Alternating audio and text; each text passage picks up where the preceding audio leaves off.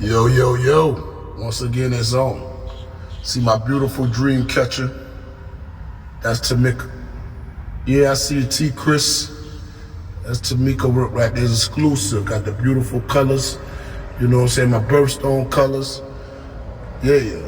So today I was filling out renewing one of my licenses, and they had race in there. So you know, I picked American Indian. So when they called me to the back to see if it was get me all right to go, the sister said, "Are you American Indian?" I said, "Yes, ma'am." And she said, "Okay, no problem," and kept it moving. See, some people know. Some of y'all just slow or acting crazy. Remember what your grandparents said. For me, that's what it is. That's what my foundation is. Not listening to these people building these schools and told me all this fallacy about my life, which wasn't true. So I just went back to what the ancestor told me and dug it up, you know what I'm saying? But we here, I'm gonna show you something. Let's go. Yeah. Once again, it's on. Hashtag BOTG, we're back. You dig? You feel me? Right now, we on the notorious West Side, Augusta Avenue in Savannah, Georgia. A beautiful, ugly city. No different from y'all, so we gotta get all that back together too. But I want to come here and show y'all something. A lot of people talk about the largest slave sold in Georgia history. You know, it took place here in Savannah, Georgia.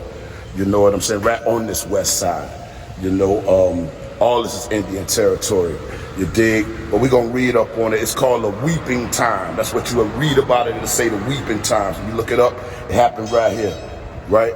So let's go ahead and read up on it and see what happened. You dig? Yo. All right, here we go.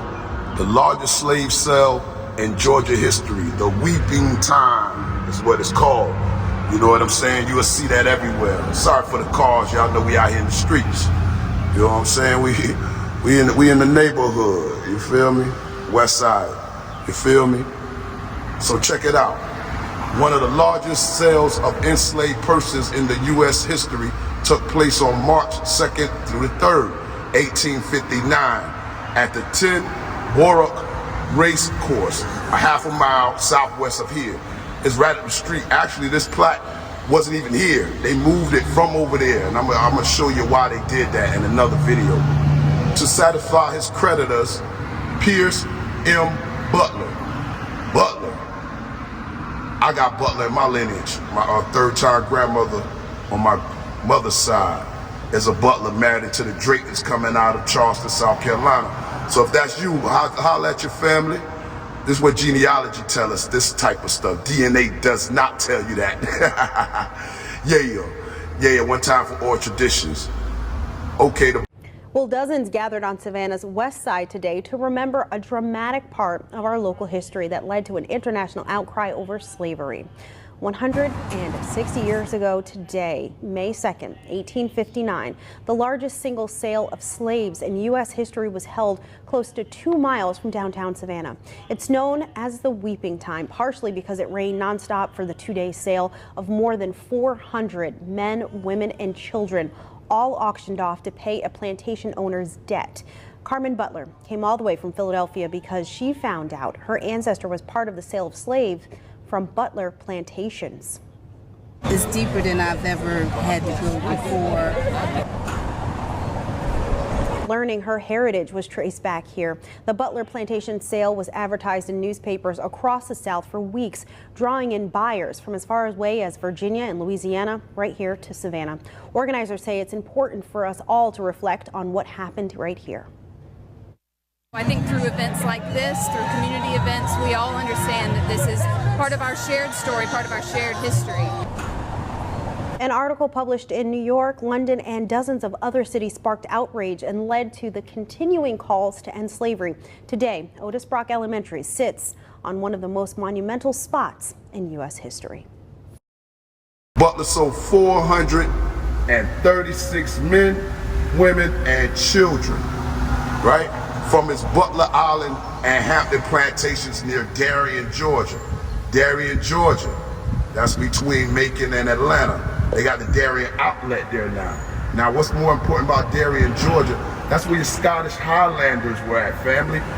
That's where your Scottish Highlanders, when that boy Yeah, I like calling them that. On your $20 bill, Andrew Jackson was coming down south, you know, the so-called remove the Indians and get the gold. They really was after the gold. The Scottish Highlanders was coming out of Darien, Georgia, family. Yeah. We're gonna take this mountain and bust it down to a pebble. You know how Bag do it. Okay, let's get back to the read. Right? Y'all watch that light. The breakup of families and loss of homes became part of, there you go, African American heritage. So the breakup of families and losing your home became a heritage?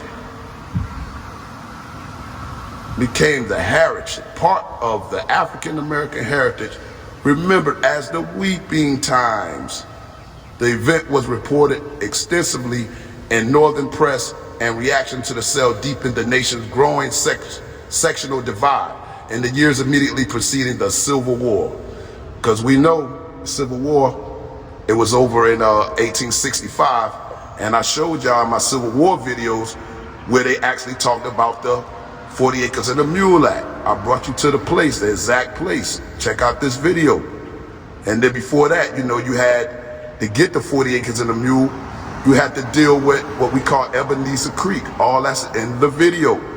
Back only got a half a cent of information, but I make sure I drop it to be right and exact, because I get the books and the looks, and I put boots on the ground, make it real for you. But yeah, so when y'all hear about it, you know, this red is called the Weeping Times, you know, largest slave cell, 436 men, women, and children, right? And then they just threw the African American thing on there. You know how they do. But all this is Indian territory.